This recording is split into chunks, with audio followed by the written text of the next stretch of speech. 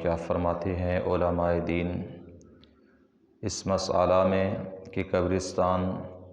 وقف میں کسی کو اپنی سکونت یا ذاتی منفعت کے لیے مکان بنایا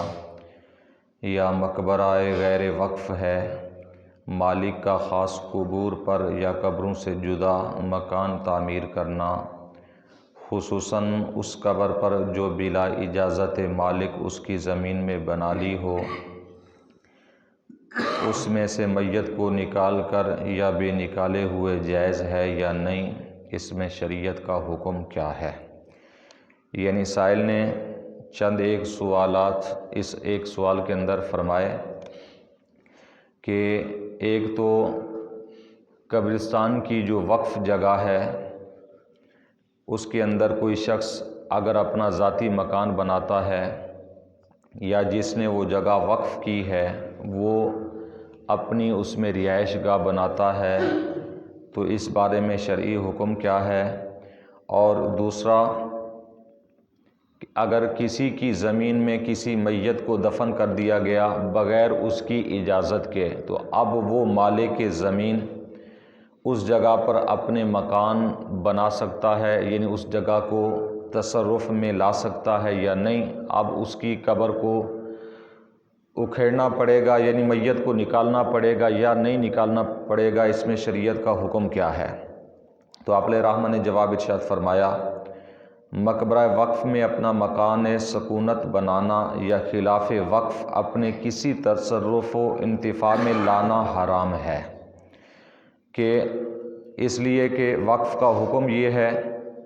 کہ اسے اپنی ملکیت میں نہیں لایا جا سکتا، یعنی ایسا کام کرنا جس سے ملک ثابت ہو تو ایسا وہ نہیں کر سکتا، یعنی جس نے قبرستان کے لیے جگہ وقف کر دی تو اب وہ ذاتی منفعت اس قبرستان سے کسی قسم کی حاصل نہیں کر سکتا، مکان بھی نہیں بنا سکتا یا کسی قسم کا اور ایسا کام نہیں کر سکتا جس سے صرف اسی کو نفع حاصل ہو۔ اور فرمایا اس لیے کہ اس میں مسلمان کی اہانت ہے، یعنی قبر کے اوپر اگر بنایا یہ تو ناجائز ہے، اس لیے کہ مسلمانوں کی اہانت ہے، جو مسلمان مدفون ہے قبر کے اندر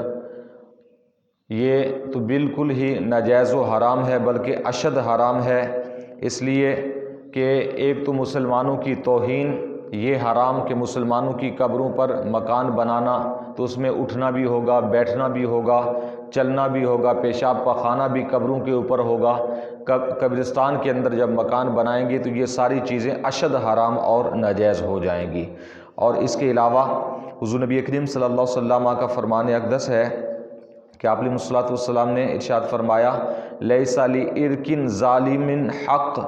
فرمایا کہ ظالم کی رگ کا کوئی حق نہیں ہے، یعنی اگر کوئی شخص کسی پر ظلم کرتا ہے تو اس کا کوئی حق نہیں ہوتا۔ تو اس حدیث مبارکہ کو بیان فرمانے کے بعد آپ نے ارشاد فرمایا کہ اگر کسی میت کو کسی کی زمین کے اندر بغیر اجازت کے دفن کیا گیا، اب جنہوں نے دفن کیا ہے تو انہوں نے ظلم کیا، اب ظلم کرنے والوں کا کوئی حق نہیں ہوتا، اب جنہوں نے ظلم کیا ہے ان کے لیے شرعی حکم یہ ہے کہ اگر وہ اپنی جگہ قبضے میں لینا چاہتا ہے، اپنی رہائش گاہ بنانا چاہتا ہے، کچھ کرنا چاہتا ہے تو وہ کر سکتا ہے، اس لیے کہ وہ مالک ہے جگہ کا، حتیٰ کہ حکم یہ ہوگا کہ میت کو وہاں سے نکالا جائے گا۔ جیسا کہ پہلے بھی بتایا ہے کہ اگر کسی نے کسی کی زمین کے اندر کوئی میت دفن کر دی تو یہ ایک ہی صورت ہے کہ اگر وہ مالک کی زمین اجازت دے دے تو تب ٹھیک ہے، اور یہاں پر یہ فرمایا کہ مالک کو اختیار ہے کہ اگر وہ چاہے کہ اس میں میت کا اگر قصور نہ ہو، ہاں میت ہی نے پہلے ہی وصیت کی تھی کہ ساری زندگی جی میں نے قبضے کیے ہیں تو مجھے فلاں کی زمین میں زبردستی دفن کرنا ہے، تو پھر اسے نکالنا ہی نکالنا پڑے گا۔ پھر مالک کے زمین کو اللہ رسول یہ اختیار نہیں دیتے کہ انہیں معاف کیا جائے، بلکہ حکم یہ ہے کہ انہیں نکالا جائے، تاکہ وہ اسی چیز کے مستحق ہیں کہ وہ ظالم ہیں، تو ظالم کا کوئی حق نہیں ہوتا۔ ہاں اگر میت کو دفن کر دیا گیا کسی مجبوری کی وجہ سے، کوئی اور جگہ نہیں تھی، قبر نہیں تھی، کوئی مسئلہ تھا، تو اب مالک کی زمین سے یہ کہا جا رہا ہے، شریعت یہ کہتی ہے کہ اگر چاہے تو وہ میت کو وہاں رہنے دے اور اپنے مکان کسی اور جگہ بنا لے، اور یہ اپنی جگہ جو ہے اس میت کو عطا کر دے، اپنی اجازت بعد میں دے دے، تاکہ ایک مسلمان کی عزت برقرار رہے۔ اگر وہ ایسا کر دے تو اس پر اسے اجر ملے گا، اسے ثواب ملے گا۔ ہاں اگر نہ کرے تو یہ اس کا حق ہے شرعی طور پر بھی کہ وہ زمین کا مالک ہے، اگر معاف نہیں کرتا تو میت کو زمین سے نکالنا پڑے گا اور زمین اس مالک کے حوالے کرنا پڑے گی۔ تو یہ شریعت کا حکم ہے۔ یعنی اس سے یہ اندازہ لگائیں